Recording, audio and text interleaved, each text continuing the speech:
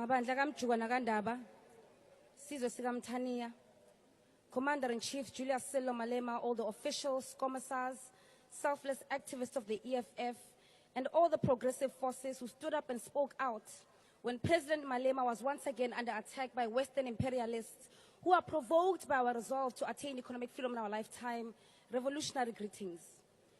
President Cyril Ramaphosa, we stand here today to respond to your State of the Nation address that didn't address the state of our nation. We respond to you on behalf of the women who have been waiting for parental justice in our maintenance courts for many years and received no justice because they didn't have enough in their pockets to bribe their way to justice.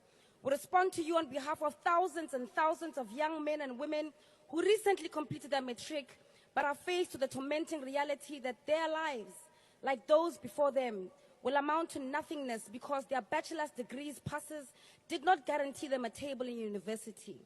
We respond on behalf of Kanyisile, who is a victim of bullying at Sutherland High School because she's a black girl in South Africa. She and many young black women are forced to learn that under your leadership, they are second-class citizens. Your presidency does nothing for us, Mr. President. It doesn't protect us, nor does it give us justice. Receive this response on behalf of 17-year-old Amahle, diagnosed at Charlotte Maxeke Johannesburg Academic Hospital in 2017 to being on the spectrum with special needs and has still not received her right to specialized vocational education to date. Her and thousands other children with disabilities and special needs are cursed with having you as the government of the day, as what is standing between them and their right to education is a government that has abandoned the responsibility of defending the most vulnerable in our society. Mam Rebecca Molefe, who has a common reality to that of my great-grandmother, Unomngwalisa Ngokazi.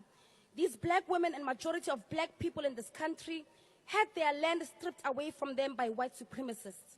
Mam Molefe's case is even more catastrophic, as her land was stolen 20 years into democracy after you became president. Petrol attendants, widows and orphans of Marikana, millions of unemployed youth who are bed-rotting and giving in to depression, grandmothers who are abused by their nyaupe and crystal-addicted grandsons and daughters, teachers who are threatened daily at their places of work by children who are victims of dysfunctional communities, business people who have to pay thugs protection fees or risk being killed, farm workers in Purifir in the Eastern Cape who are paid a carton of milk and a box of cigarettes after a week's worth of labor, the colored Danis in the Cape Flats who pray at night while we sleep, hoping to end the violence with spiritual intervention and waiting for Godot because the government has failed to protect them, and the black people in this country who are dispossessed of their land. As much as you say that you will not be bullied, and we agree with you that you must not be bullied, the reality is that, Mr. President, you are being bullied. If you were not being bullied, you would have supported the amendment of Section 25 of our Constitution that was to see the justified expropriation of land without compensation, not the watered-down Expropriation Act that uses the language of revolution, but yet far away from true justice. The state, including Parliament, the executive and the judiciary, carry the obligation to redress imbalances of the past through the enactment of laws that will achieve redress and equitably redistribute all resources. If you were not being bullied, the South African government would pass legislation that all the food bought by government for public facilities should be sourced from small-scale farmers and food producers. This in itself will create sustainable economic activity and inspire many unemployed young people in the country to go into food production because there will be income and financial benefits to boost other economic activities out of it. We would increase state capacity and stop rendering the development of this nation to the greed of tenderpreneurs. We will always need cleaners, Mr. President, truck drivers, security guards, surveyors, healthcare workers, and engineers. There is no tangible reason to subject our nation to the mercy of the private sector through tenders for basic functions of the state. Build the capacity of the state you are in charge of. Do the actual work. Don't just talk about industrialization. Do it. We export almost everything in this country, and your government oversees the compromise of industries we used to dominate. What is the reason that we export Ivaslap Yogeza when we were once a nation that boasted dominance in the textile industry, it is because you are bullied. Initiate the establishment of a state-owned mining company, housing construction company, a state roads company, a state cementing company, because we can no longer tolerate what the party of convicts is doing in Johannesburg with the money that is meant to build our roads. Introduce vocational education in earlier grades. Decolonize the education curriculum. We want you to be exhausted of creating matriculants who have zero skills to show after 12 years of being in the education system. This while children as young as 9 years old are being taught robotics in China. You have been president for 7 years now. May this be the very last State of the Nation address where you hide the shame of your incompetency behind a vision board that never comes to fruition. You chose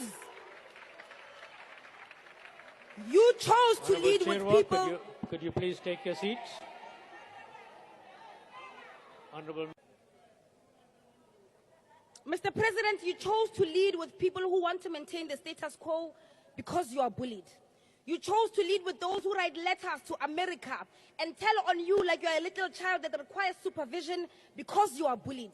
You chose the people who don't have a history of ever choosing your own people because you are bullied. And so long as that is the hill that you are willing to build your legacy on, ngeke nilibuse. Lo buso izinkonja nezezulu eziphatheka ngodaga.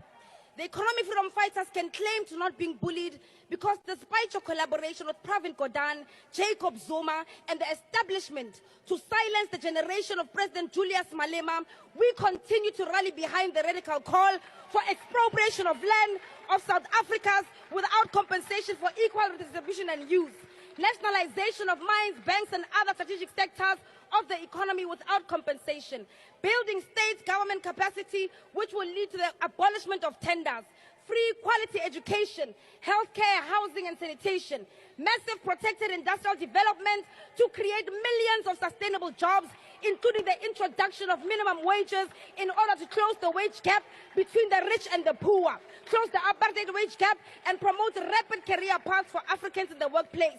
Massive development of the African economy and advocating for a move from reconciliation to justice in the entire continent. Open, accountable and corrupt-free government and society without fear of victimization by the State Defense Force, police and other agencies. We continue to call for economic freedom in our lifetime. Economic freedom in our lifetime. Economic freedom in our lifetime. Economic freedom in our lifetime. The progressive is in tatters.